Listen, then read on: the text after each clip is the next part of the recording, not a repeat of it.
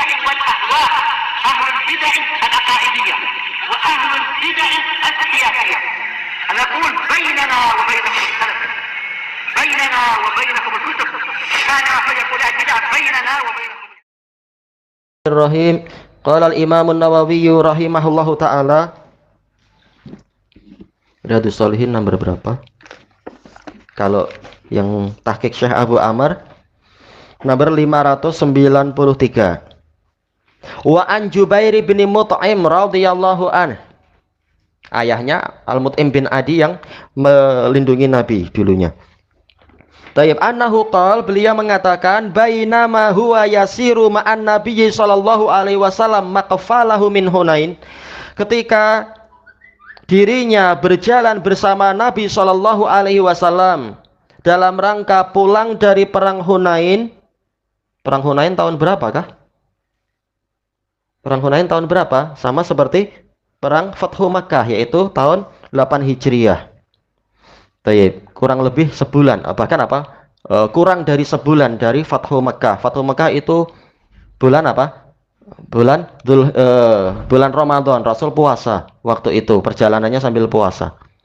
Nah, ini adalah bulan Syawal, perang Hunain itu. Dan kita tahu bagaimana, yaitu kita sudah mendapatkan banyak keterangan tentang bagaimana kisah perang Hunain, lalu dilanjutkan dengan perang Taif, kemudian Rasulullah pulang.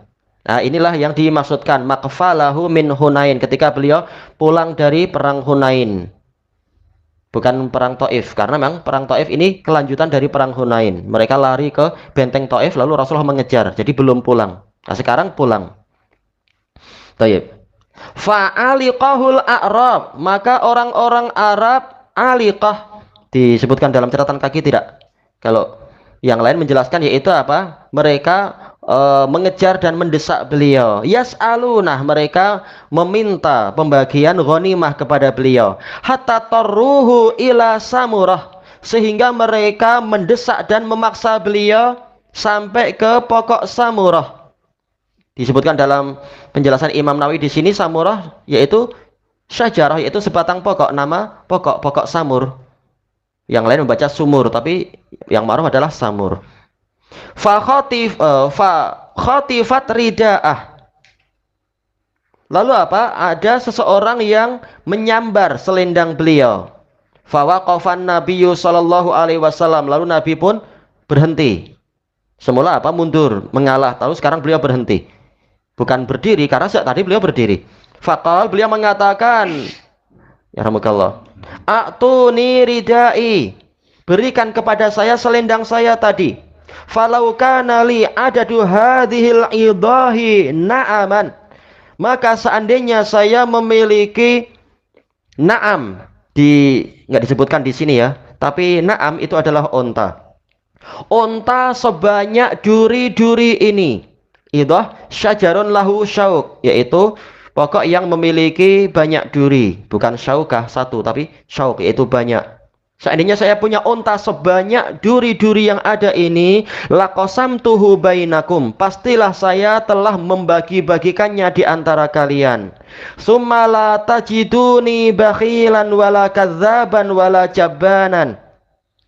jabanan tanpa tasdid. Kemudian kalian tidak akan mendapati saya ini adalah orang yang bakhil, yaitu yang pelit, kedekut, ataupun pendusta, ataupun penakut. Tayyib, rawahul Bukhari. Maqfalahu fi hali ruju'ih. Tayyib. Jadi dijelaskan ini adalah mansubun alal haliyah. Jadi kata beliau menceritakan peristiwa yang pernah beliau alami bersama Nabi Shallallahu alaihi wasallam, dan ini menunjukkan kegembiraan para sahabat, kesukaan sahabat untuk menyertai Nabi.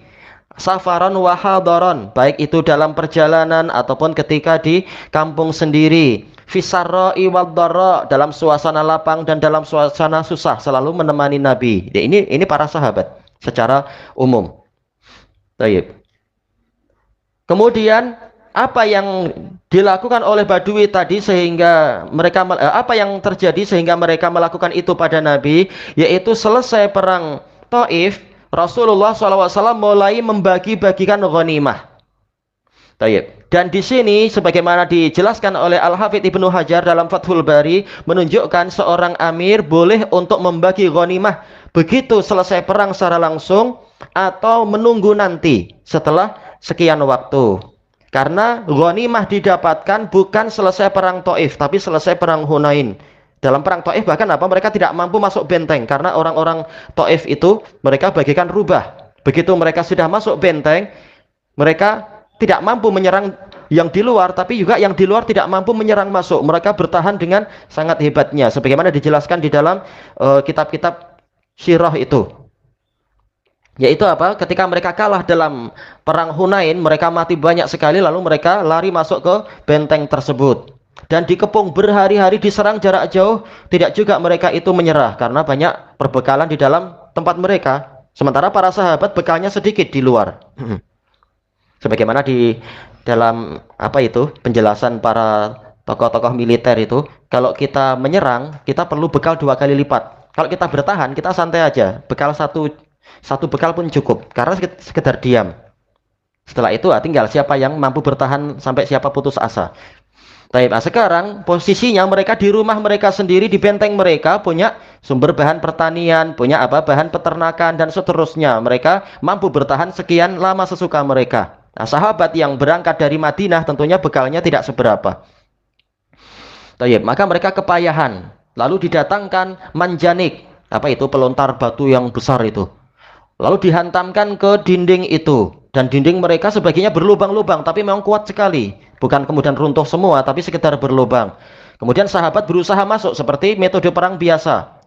Begitu ada lubang, maka mereka berusaha masuk. Tapi ternyata yang di dalam mereka menembaki dengan panah api, dengan bola-bola api dan seterusnya, sehingga banyak yang luka-luka. Baik, maka kemudian Rasulullah bermusyawarah dengan orang Sakif yang masuk, sahabat yang dari Sakif, memang Sakofi, dia paham wilayah itu. Maka dia menjelaskan mereka itu ibarat rubah. Mereka akan lari ke dalam rumah dan orang yang di luar akan susah untuk menangkapnya. Bahkan para pemburu pun susah. Maka cara yang terbaik adalah Anda pulang, nanti mereka akan lemah semangat sendiri itu. Mereka mau tidak mau suatu saat akan keluar. Maka Anda pulang saja. Maka Rasulullah pun mengumumkan pada para sahabat, kita akan segera pulang saja. Baik, maka para sahabat mengatakan, wahai Rasulullah, gimana kita pulang sementara Allah belum memberikan keputusan antara kita dengan mereka. Maka begitu Rasulullah lihat semangat mereka macam itu, Rasulullah bilang, ya sudah, serang lagi mereka. Lalu mereka menyerang, ternyata makin banyak yang luka-luka. Akhirnya Rasulullah lihat itu, kasihan pada para sahabat. Lalu Rasulullah bilang, sudah, besok kita pulang aja. Langsung mereka gembira. Lalu Rasulullah gelak. Nah, itulah. Tetap keputusan Rasul itu terbaik. Tapi para sahabat dapat udzur, memang mereka ingin jihad. Begitu kemudian pulang, barulah di perjalanan itu Rasulullah membagi-bagikan ghanimah.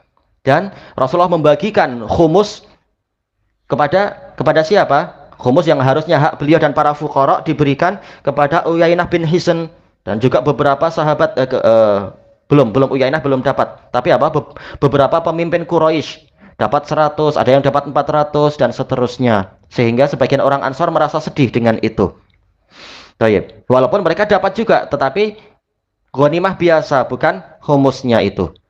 Nah, setelah itulah baru kemudian Rasulullah menjelaskan dan mereka puas, kemudian barulah orang-orang Taif itu mereka mulai ketakutan.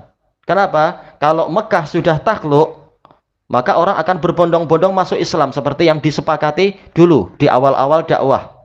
Disepakati oleh orang-orang Arab. Mereka tahu dakwah Nabi betul, tapi selama pengurus Ka'bah itu belum masuk Islam, orang Arab yang lain tidak mau masuk Islam. Nah, sekarang keadaan sudah berubah, maka mereka pun mulai melemah. Akhirnya mereka keluar dan mereka datang kepada Nabi SAW mengatakan, wahai Rasulullah, kami membuat beberapa syarat. Kami masuk Islam tapi kami membuat syarat. Rasulullah bilang masuk Islam dan tanpa syarat. Mereka mengatakan, wahai Rasulullah, kami mau masuk Islam, tapi biarkan kami dengan berhala kami. Rasulullah bilang, nggak boleh itu. Harus diruntuhkan. Maka mereka bilang, wahai Rasulullah, bolehlah diruntuhkan, tapi jangan kami yang meruntuhkan. Namanya baru masuk Islam, masih takut-takut. Orang sudah Islam berpuluh-puluh tahun aja kadang takut meruntuhkan berhala. Iya, iman. Baik, maka kemudian Rasulullah mengirimkan Mughirah bin Syu'bah dan lain-lain yang kisahnya ma'ruf itu. Kisah yang pandai sekali itu. Bagus. Kemudian mereka mengatakan, wahai Rasulullah, kami masuk Islam dan kami ingin harta dan anak-anak dan istri kami yang tertawan di perang Hunain dikembalikan. Maka Rasulullah mengatakan, ini sudah saya bagi-bagikan, itu bukan urusan kalian. Kalian hanya berhak memilih satu dari dua pilihan. Yang kami kembalikan anak dan istri kalian atau harta kalian. Lalu mereka musyawarah, harta boleh cari lagi. Ya, jadi itu ajalah, anak-anak dan istri kami dikembalikan. Maka Rasulullah SAW mengumumkan kepada para sahabat, yaitu apa? Bahwasanya hak saya, yaitu hak Nabi, telah dikembalikan kepada saudara-saudara yang baru masuk Islam itu. Maka orang-orang Bani Abdul Muttalib dan Bani Hashim mengatakan, kami mengembalikan apa yang Rasulullah SAW juga mengembalikan. Nah, ketika dua kabilah ini mengembalikan, maka orang-orang yang lain pun ikut mengembalikan. Baik. Adapun untuk harta tidak dikembalikan. Nah, dalam pembagian harta itulah terjadi case ini, yang mana orang-orang Badui, tentunya tetap ada udzur, yang namanya Badui tidak seperti sahabat yang sudah lama masuk Islam dan belajar tentunya. Maka mereka minta dengan sangat mendesak kepada Nabi SAW. Bukan masalah ghanimah sudah dibagi-bagikan sesuai kadarnya. Tapi pembagian yang sifatnya mustahab ini, yaitu khumus ini, mereka ingin tambahan-tambahan dan seterusnya. Sampai akhirnya bahkan selendang Nabi pun ditarik oleh orang-orang Badui tadi. Baik. Kemudian di sini Rasulullah SAW berhenti dan beliau mengatakan, "A'tuni ridai, kembalikan kepadaku selendangku." Dan ini bukan pelit tentunya. Kenapa? Karena ini jelas yang namanya pakaian ini adalah daruri. Apalagi sekedar Rasulullah tidak punya pakaian banyak-banyak, sekedar selendang aja dalam perang itu, kasihan. Yaitu tidak banyak harta, boleh jadi ada baju besi, ini di luar pembahasan. Falau kana li adadu hadhil idah na'aman. Seandainya saya memiliki unta-unta sebanyak bilangan dari duri-duri ini, laqasam tuhu bainakum, pastilah saya telah membagi-bagikannya di antara kalian. Ini menunjukkan betapa dermawannya Nabi SAW. Pembagian yang wajib sudah, bahkan pembagian yang sifatnya mustahab pun beliau lakukan. Bahkan hak beliau sendiri beliau bagi-bagikan kepada mereka. Dan ini adalah karakter dari pemimpin yang baik, yaitu apa? Mengutamakan rakyat. Baik. Sebagaimana yang dijanjikan ketika campaign lah tentunya. Dan itu adalah nasihat yang betul. Baik. Bukan malah korupsi atau memperkaya diri sendiri, ini adalah pengkhianatan. Wala tajiduni. Takdirnya wala tajidunani. Nunnya boleh dihapus. Baik, kata Imam Nawawi, bakhilan, kalian tidak akan mendapatkan saya ini sangat kedekut, dan juga kadzaban, pendusta. Karena pemimpin yang pendusta, Allah nggak akan melihat dia dan tidak akan mensucikan dia. Wajabanan, dan penakut. Baik, kata para ulama, diantaranya adalah Al-Hafidh juga, dan juga Imam Muhammad As-Sun'ani, Ibnul Amir As-Sun'ani dalam At-Tahbir, ini menunjukkan bahwasanya seorang pemimpin tidak layak memiliki 3 karakter ini, yaitu sikap bakhil. Bahkan pemimpin itu mengutamakan rakyat dan betul-betul rajin memberikan pemberian-pemberian kepada rakyat, karena dia adalah junnah. Pemimpin adalah tameng, perisai. Bahkan mengorbankan segalanya untuk rakyat dia. Karena dia adalah pemimpin. Sebagaimana penggembala, dia akan menghadapi mara bahaya untuk melindungi hewan-hewan yang dia gembalakan itu. Inilah penggembala. Wala kadzaban, ataupun pendusta, karena pemimpin itu harusnya dia adalah jujur pada Allah yang memberikan amanah, dan jujur kepada rakyat sebagai yang diamanahkan. Wala jabanan, dan tidak pula penakut. Jadi bakhil di sini berarti apa? Dia ini adalah sangat dermawan harta. Kemudian kadzaban berarti apa? Bukan kadzab, berarti dia adalah jujur, yaitu sangat dermawan di dalam masalah kehormatan. Berapa banyak orang tidak mau jujur karena takut kehormatannya tercemar dan sebagainya. Karena tiap orang pasti punya kesalahan, tapi dia jujur, dia rela untuk menceritakan kesalahan dia, karena kalau ada demi kebaikan tentunya. Nah, ini adalah kedermawanan, dermawan dari sisi kehormatan. Wala jabanan, berarti apa? Dermawan dari sisi keberanian, dari sisi jiwa, rela mengorbankan jiwa untuk menolong rakyatnya dan seterusnya.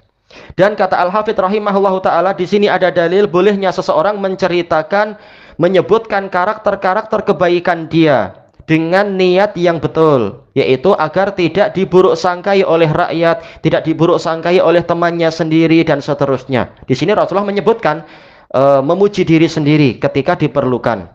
Baik. Ilahuna wallahu a'lam. Subhanakallahumma wa bihamdika la ilaha illa anta astaghfiruka wa atubu ilaik. Walhamdulillahi rabbil alamin. Jazakumullahu khairan.